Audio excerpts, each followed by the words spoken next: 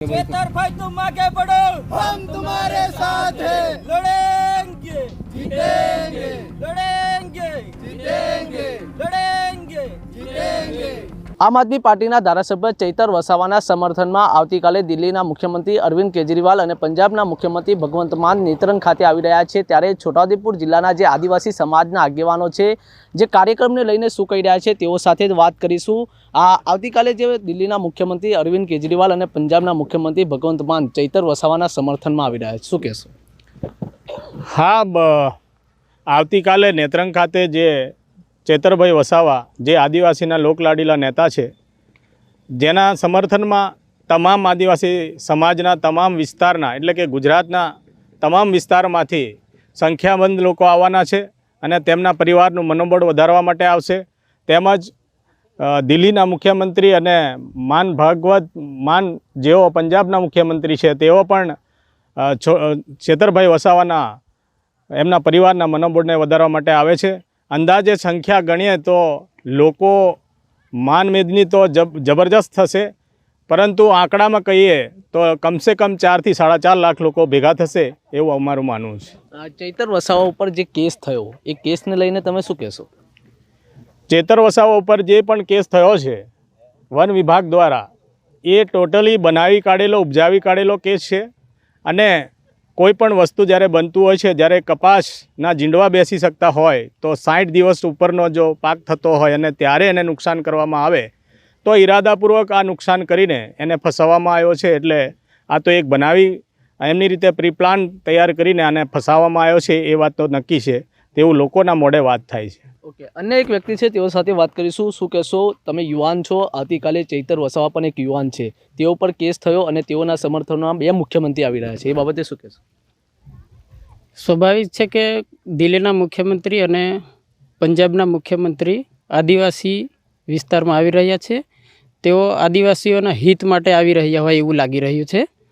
તો ચૈતરભાઈ વસાવાના સમર્થનમાં આવવું એ બહુ સારી બાબત કહેવાય અને આદિવાસી યુવાન નાની ઉંમરમાં ચૂંટાઈને આવ્યા છે એટલે લોકોનું કામ એ જબરદસ્ત કરી રહ્યા છે, એટલે એ લોકોના સમર્થનમાં બધા હજારો લાખો પબ્લિક ભેગી થવાની છે। ચૈતર વસાવા જો લોકસભાની ચૂંટણી ભરૂચ બેઠક ઉપરથી લડે તો તમને કેવું લાગે છે, તેઓ જીતે કે હારે? મારું કહેવું એવું છે કે ચેતરભાઈ વસાવાના સમર્થનમાં લાખો લોકોની સમર્થનની સંખ્યા છે। પહેલાં ધારાસભ્યમાં પણ લાખો લોકો જેવા સપોર્ટ કરી અને જીત્યા હતા અને આ વખતે જો ધારાસભ્યની ચૂંટણી લડે તો લોકસભાની ચૂંટણી લડે તો અમારું 100% એવું લાગી રહ્યું છે કે ચેતરભાઈ વસાવા જ જીતશે। તમે શું કહેશો કાકા કે ચૈતર વસાવાના સમર્થનમાં 2 મુખ્યમંત્રી આવી રહ્યા છે, આદિવાસી વિસ્તારમાં કેવો પ્રભાવ પડશે? 2 મુખ્યમંત્રી આવી રહ્યા છે, એમનો પ્રભાવ બિલકુલ પોઝિટિવ પડશે, કારણ કે જે 2 સ્ટેટના મુખ્યમંત્રીઓ આવી રહ્યા છે અને તેનું જે કામગીરી અને જે કામ કરવાની રીત પદ્ધતિ એ જે છે એમાં પૂરેપૂરો એનો પ્રભાવ આ એરિયામાં પડશે। અને ખાસ કરીને ચૈતરભાઈનો જે લોકપ્રિયતા છે આખી જે પૂર્વ પટ્ટીમાં છે, ખાલી ઢેડિયાપાડા પૂરતી સીમિત નથી પણ એ આખા ગુજરાતમાં આખા દેશના આદિવાસીઓને એ લોકલાડીલા બની ગયા છે, કેમ કે એમનું જે કામ છે એ કોઈ સ્વાર્થનું નહીં કરતા, ખરેખર આખા સમાજને સાથે લઈને ફરનારા છે એવું સાબિત થયું છે। એટલે અત્યારે તો ભરૂચની બેઠક ઉપર ભારતીય જનતા પાર્ટીના સાંસદ મનસુખ વસાવા છે। મનસુખ વસાવા અવારનવાર જે ચૈતર વસાવાના જે નિવેદનો આપે છે, તેઓ ચૈતર વસાવાના જે નિવેદનો આપે છે એ બાબતે શું કહેશો?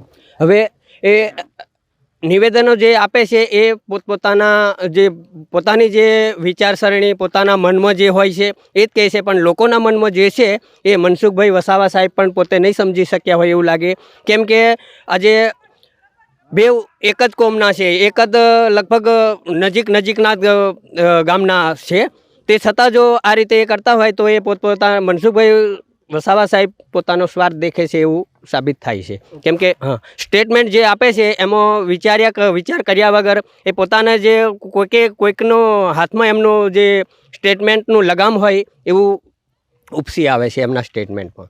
અત્યારે એવી વાતો ચર્ચાઈ રહી છે કે જે બે મુખ્યમંત્રી અરવિંદ કેજરીવાલ અને ભગવંત માન આવતીકાલે જે આવી રહ્યા છે એ વોટ બેંક માટે આવી રહ્યા છે, ચૈતર વસાવાના સમર્થનમાં નથી આવે એવી વાતો ચાલે છે. એ બાબતે શું કહે? હવે વોટ બેંકની વાત કરીએ તો જે મુખ્યમંત્રીઓ આવે છે એ પોતે તો અહીંયા ઉમેદવારી કરવાના નથી, ચૈતરભાઈ વસાવા સાહેબ કરવાના છે. તો એ વોટ બેંક ચૈતરભાઈ વસાવા માટે આવે છે તો એ ચૈતરભાઈ વસાવા પોતે પોતાના માટે નથી જીવતા એવું લાગે છે. કેમ કે એ વોટ બેંક તો આજે વોટ બેંક એક પ્રણાલી છે. આજે ઇલેક્શન હોય તો દરેક જે પાર્ટીના નેતા છે એ વોટ બેંક માટે આવે છે, પણ એની પાછળની જે એમનો જે હેતુ હોય છે, જેના માટે આપણે જે નેતા બનીએ છીએ એ જો લોકોને ભૂલી જતા હોય તો પછી આજે વોટ બેંક છે એવું જે સ્ટેટમેન્ટ કાઢે છે એ બિલકુલ ખોટી વાત કહેવાય. તો તમે શું માનો છો, જો ચૈતર વસાવા અત્યારે જેલમાં છે, તેઓ જેલમાં પણ રહીને ચૂંટણી લડે તો તેઓ જીતી જાય કે હારી જાય? હવે હાર જીતનો સવાલ તો આપણને દરેક સોશિયલ મીડિયામાં બતાવે જ છે. એ કોઈકના કહેવાથી કે કોઈકના એવા નહીં, પણ જે દેખાય છે એના પરથી એવું લાગે છે કે લોકો આજે એમને ટિકિટ મળી જાય, ઉમેદવારી પત્ર ભરાઈ જાય અને જો જેલમાં હોય તો પણ જીતાઈ જાય એવો એક લાગે છે, જે આપણને દેખાય છે કે ખરેખર લોકો એમને કેટલા ચાહે છે. ઓકે, તમે શું કહેશો કે ચૈતર વસાવાના સમર્થનમાં બે મુખ્યમંત્રી આવી રહ્યા છે, આપણા ત્યાંથી કેટલી પબ્લિક જવાની છે? હવે ચૈતર વસાવાના સમર્થનમાં જે ભાગવત માન પંજાબના મુખ્યમંત્રી અને અરવિંદ કેજરીવાલ જે આવી રહ્યા છે, તો અમારે છોટાઉદેપુર જિલ્લામાંથી લગભગ ચૈતર વસાવાના સપોર્ટમાં અહીંથી 5 થી 6 હજાર પબ્લિક જશે એવું અમારું અનુમાન છે. તમે શું કહેશો ચૈતર વસાવાના સમર્થનમાં? શું કહેશો? ચૈતર વસાવાના સમર્થનમાં કહેવાની હોય, સમાજ માટે જે લડતો હોય એને અમે સમર્થન ખુલ્લેઆમ કરીએ છીએ. આદિવાસી છે, આદિવાસી માટે લડતો હોય એને તો અમે બિલકુલ બે બુલંદ સપોર્ટ કરવાના છે. તો કાલે તમે જવાના છો ચૈતર વસાવાના સમર્થન? અરે બિલકુલ જવાના, એમાં કોઈ શંકાને સ્થાને નહીં હોય ને, એમાં શું સ્થાન હોય? અમે જવાના, અમારા આખો આદિવાસી સમાજ જવાનો છે. તો આ હતા જે આદિવાસી સમાજના આગેવાનો હતા, તેઓ જણાવી રહ્યા છે કે જે દિલ્હીના મુખ્યમંત્રી અરવિંદ કેજરીવાલ અને પંજાબના જે મુખ્યમંત્રી છે ભગવંત માન, તેઓ આવતીકાલે નેત્રંગ ખાતે ચૈતર વસાવાના સમર્થનમાં આવી રહ્યા છે. તે એક મોટી સારી વાત કહેવાય છે. Rehan Patel, vibes of India Gujarati news, Chhota Udepur.